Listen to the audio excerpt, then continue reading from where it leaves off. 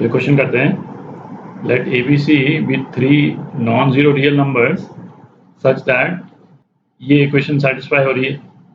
This equation has two distinct real roots alpha beta. Alpha beta इसके roots हैं, इसका मतलब इस इक्वेशन को सेटिस्फाई करते हैं। ठीक है, तो क्या मतलब निकल गया कि √3a cos alpha plus 2b sine alpha is equal to c।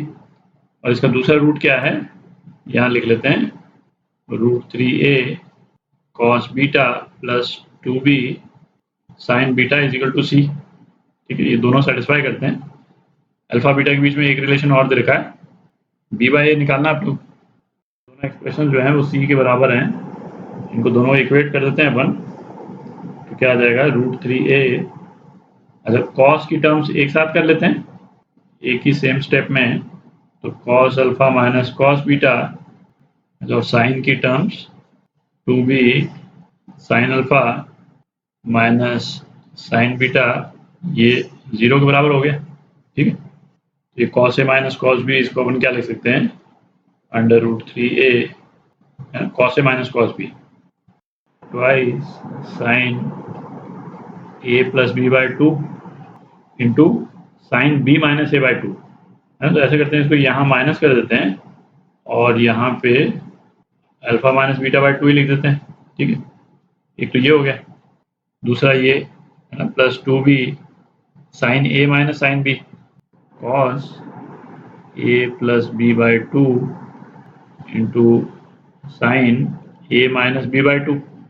ठीक है, और ये 0 के बराबर, तो ये क्या हो गया, sine alpha minus beta by 2 into minus 2√3 sine alpha plus beta by 2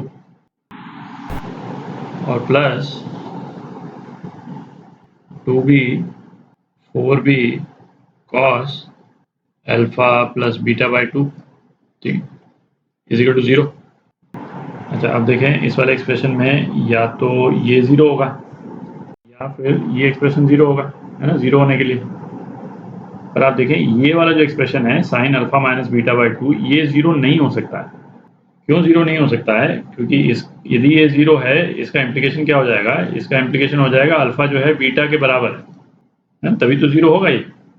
और यहाँ पे हमको क्या दे रखा है कि दो डिस्टिंक्ट रियल रूट्स हैं अल्फा बीटा, दोनों अलग अलग हैं, दोनों जो हैं सेम नहीं हो सकते, मतलब दोनों जैसे π/6 नहीं हो सकते। ठीक है, तो ये 0 हो नहीं सकता, तो इसका मतलब ये दूसरा ब्रैकेट जो है यही 0 होगा। ठीक है, अच्छा यहाँ पे एक a भी है, ये a यहाँ पे था, तो दूसरे ब्रैकेट को 0 से इक्वेट करते हैं, तो अपने पास में क्या आ जाएगा, tan alpha plus beta by 2, ये किसके बराबर हो गया, 2b अपॉन √3a, ये हो गया।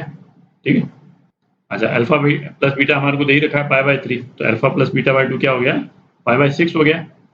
तो tan π/6 कितना है, 1/√3। ठीक है, तो b/a क्या आ गया अपने पास में, 1/2 आ गया, दिख रहा है, यहाँ लिख लेते हैं b/a 1/2। ठीक है, तो ये आपका आंसर। तो क्वेश्चन करते हैं, values of theta lying between 0 and π/2 and satisfying the equation, है ना, डिटर्मिनेंट दे रखा है एक अपने को इज इक्वल टू 0, तो इस डिटर्मिनेंट को सिंप्लीफाई करते हैं। तो ये तो दिख ही रहा है कि हम सारे कॉलम्स को यदि ऐड कर दें, है ना, और पहला कॉलम बना देते हैं उसको, तो सारे कॉलम्स की जो वैल्यूज हैं वो सेम आ जाएंगी। तो अपन कौन सा ऑपरेशन कर रहे हैं, C1 को हम रिप्लेस कर रहे हैं C1 plus C2 plus C3 से। ठीक है, सेम आ जाएगी, फिर अपन उसको कॉमन भी ले लेते हैं, एक ही स्टेप में कर देते हैं उसको। तो कॉमन अपन क्या ले लेंगे, 1 plus sine square theta plus cos square theta, तो 2 हो गया, प्लस 4 साइन 4 थीटा, तो 2 प्लस 4 साइन 4 थीटा, और डिटर्मिनेंट में क्या रह गया, 1 1 1 cos square theta 1 plus cos square theta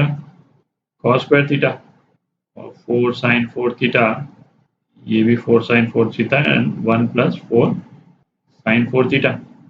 ठीक, तो ये एक कॉलम में 3 1 आ गए, तो अपन ऑपरेशंस क्या कर सकते हैं, तीसरी रो को रिप्लेस कर देते हैं रो 3 माइनस रो 2 से, सेकेंड रो को रिप्लेस कर देते हैं रो 2 माइनस रो 1 से। तो क्या आ गया अपने पास 2 + 4 sin 4 theta 1 cos square theta 4 sin 4 theta. ये 0 हो गया, ये कितना हो गया, ये 1 हो गया, ये 0 हो गया, और ये भी 0 हो गया, ये कितना -1, और इसमें से ये गया ये 1, ये हो गया। तो डिटर्मिनेंट की वैल्यू जो है वो क्या आ गई, डिटर्मिनेंट की वैल्यू तो 1 ही हो गई, ठीक है। इसकी वैल्यू जो है 1 है, तो अपने पास में क्या बच गया, ये एक्सप्रेशन बच गया, ये एक्सप्रेशन इज इक्वल टू 0, ठीक है। तो क्या आ गया अपने पास में sin 4 थीटा -1/2 के बराबर आ गया।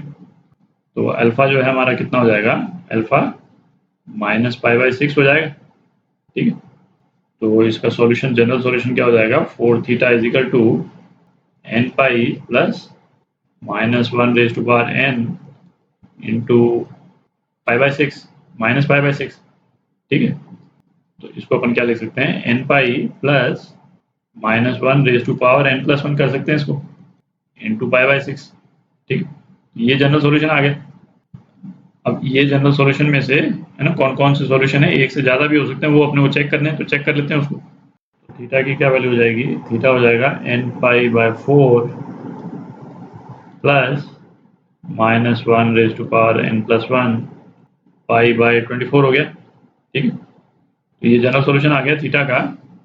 तो अपने को चेक करना है कौन कौन से इसके सॉल्यूशंस जो हैं ऊपर लिखे, एक से ज़्यादा भी हो सकते हैं, तो चेक करते हैं क्या करके। n = 0 यदि हम डालते हैं तो ये सेकंड वाली टर्म जो है वो नेगेटिव हो जा रही है, -π/24, और थीटा जो है वो 0 से π/2 के बीच में है, तो n = 0 अपन ले नहीं सकते, तो n = 0 को रूल आउट कर दिया।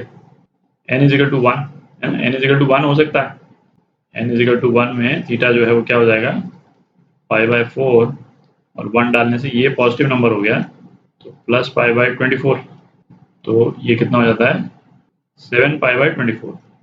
तो एक सॉल्यूशन तो ये मिल गया अपने को। अच्छा, अब n = 2 डालेंगे, n = 2 डालेंगे तो अपने पास क्या आ जाता है, ये π/2, और 2 डालने से ये नेगेटिव हो जाता है ना, -1�3, तो ये -π/24, तो ये कितना आ जाता है 11π/24 आ जाता है, ठीक है।